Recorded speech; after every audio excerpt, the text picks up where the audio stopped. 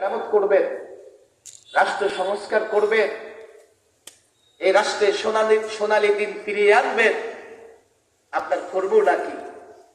কোন ফর্মুলায় হবে?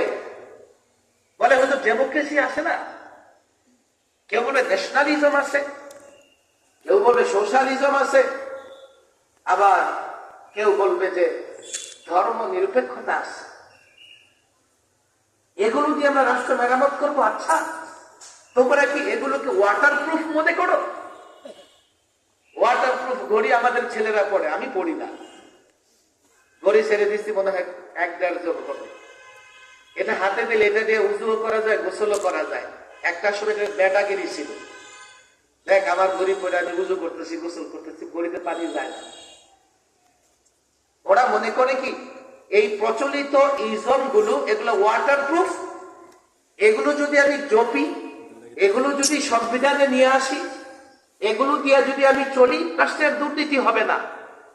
তাহলে 53 বছর ধরে তোমরা তো এই ওয়াটারপ্রুফ ডেমোক্রেসি, সোশ্যালিজম, ন্যাশনালিজম দিয়া রাষ্ট্র